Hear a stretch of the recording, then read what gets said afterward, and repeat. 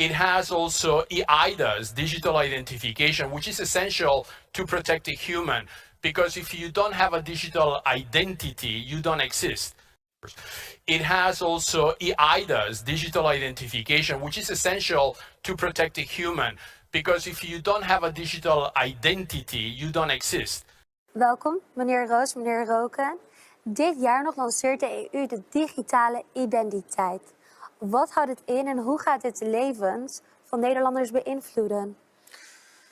Gaat enorm veel impact hebben. Het is een vervanging voor je paspoort. Dus je kunt je ermee identificeren. Dus je laat zien wie je bent. Maar er komt veel meer in. Er komen er ook bankzaken in, tickets, je digitaal patiëntendossier, medische gegevens, vaccinaties, diploma's. Er kan van alles in, veel meer. En we vinden het doodeng en dat gaat eraan komen. Als ik het zo hoor, denk ik, oh, dat is eigenlijk best handig. Wat is daar dan mis mee? Ja, waar wij zorgen over maken is dat allerlei handelingen in het dagelijks leven straks niet meer kunnen zonder deze app. En net als bij de corona-app, die werd op een gegeven moment ook verplicht om toegang te krijgen tot grote delen van de samenleving. Dreigt dit ook de toekomst te worden van deze digitale identiteit? Je kan het vergelijken met cookies op internet.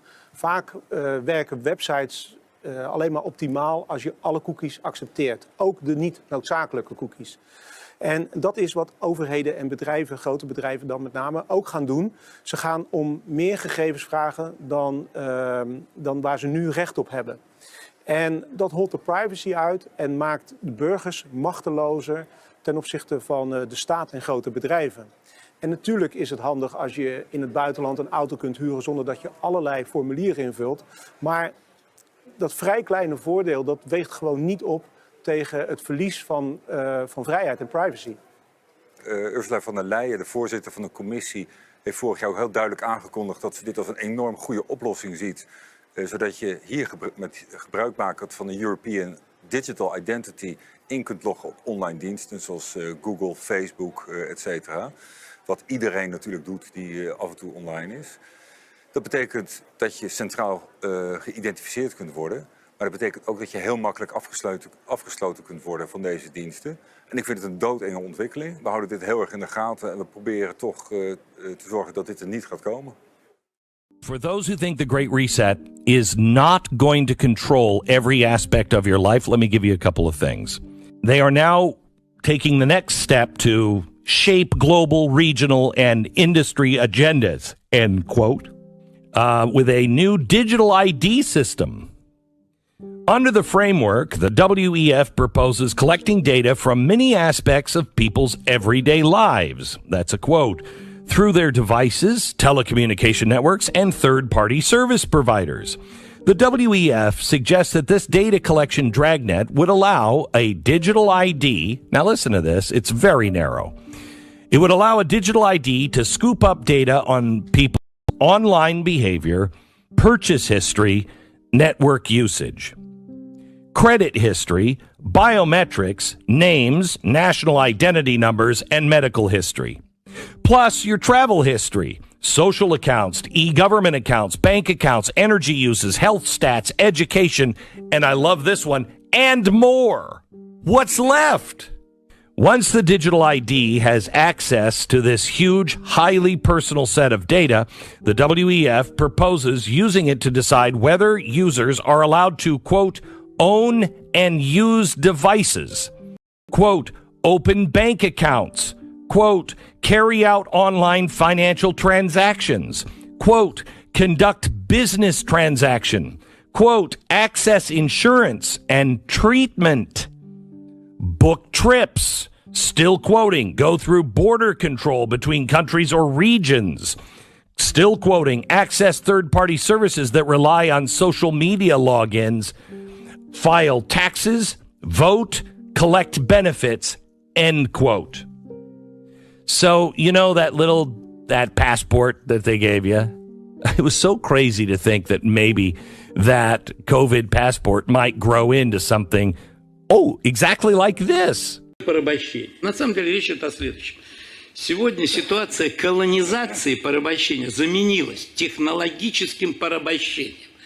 Раньше вы это делали с помощью военной силы, а сегодня вы делаете это технологически. Я вам приведу простой пример. Интернет. Что такое интернет? Это цифровой ГУЛАГ в чистом виде, но только в отличие от ГУЛАГа, куда людей хватали, помещали за колючую проволоку и охраняли, сюда эти люди все пришли сами. Они сами пришли в этот цифровой ГУЛАГ и очень комфортно там живут. Если человеку объяснили, что все написано в Википедии, учиться не надо, и все есть в интернете, то дальше мы выстраиваем общество из людей, которых простая вещь, я рубильник вырубил и отрезал головы этим всем людям. And in moments, why did Bill Gates just give $200 million toward the production of international digital IDs? The one about tracking people, I don't know why they think I'm interested in knowing, people's locations. That one I still have to laugh at.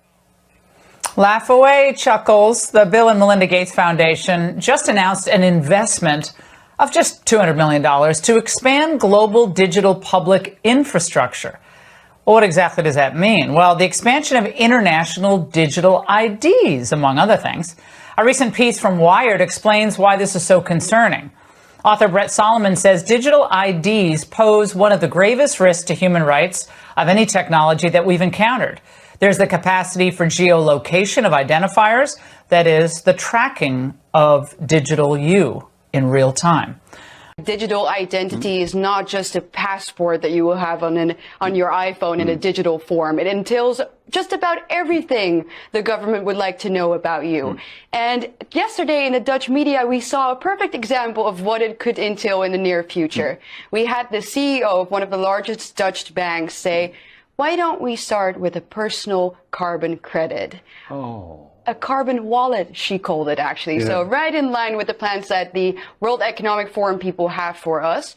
And she said it in a way that was particularly funny. She said, well, if everyone gets an individual personal carbon credit, why don't we make it so that rich people who, for example, want to go on holiday a little too often can buy personal carbon credit from other people who, for example, can't afford buying plane tickets or eating meat too often. So we can that way swap it out. Oh, so if Bill Gates or Leonardo DiCaprio's carbon footprint is getting a bit too big, then some peasant living in his hovel up country somewhere can sell his, and he can't afford to go to Saint-Tropez, but he'll be able to sell his carbon allowance to Leonardo DiCaprio so Leonardo can park his yacht in Saint-Tropez for a couple of extra days. Exactly right. That's it. So what will happen is the rich will get richer, the poor will get poorer, and they're saying it openly as if it's not a controversial thing at all. It's neo-feudalism. That's what it is. And they don't mind. It's just, okay.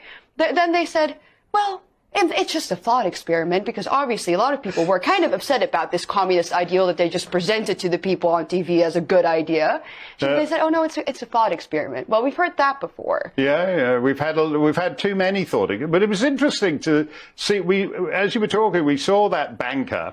She was being interviewed on a Dutch radio show, and she got a little too relaxed, and actually, as they say in America, said the quiet part out loud. You're not actually meant to. You're not actually meant. There she is. She's chatting in the radio studio, and she just gets a little carried away. And we went to announce. Now there's a bank vice president in Canada. I think it was the Canadian Imperial Bank of Commerce, which is one of the biggest banks in Canada, said pretty much the same thing and sold it on. This is going to be so convenient because all your information will be centrally located. So we can save the planet. We're just going to keep track of how many miles you do in your car, whether you've taken one too many vacations in the Greek islands, if you're eating too many cheeseburgers. It'll all be centrally located, and that will make it all the more convenient for you. Yeah, and they're being honest, so they're exposing their true agenda, because obviously the best way to get to a modern person's heart is to say that it's convenient for them. So yes, you won't have to carry all your different papers and your passports, but the downside of it is, and I hope hope that people will start to see this, that the government can shut you down. Yeah. So you know, if you want to buy a burger, red screen, no mark, not for you. That flight, not for you. Oh, but you can just buy it if you have enough money, right? So they're being very open and honest to what their goal is here. So we should take their words seriously and say, hell no. And instead, this woman going off on radio and saying exactly what she thinks. Now, we had backlash, right? So people were upset about it, but she's invited on national television tonight. So in an hour, she'll be sitting there talking about this great thought experiment. And then suddenly it's part of the debate. And it's accepted. Whereas I would say we should cancel these communists immediately and say, get the hell out of my private life. I'm not having you track me and decide what I eat and where I go.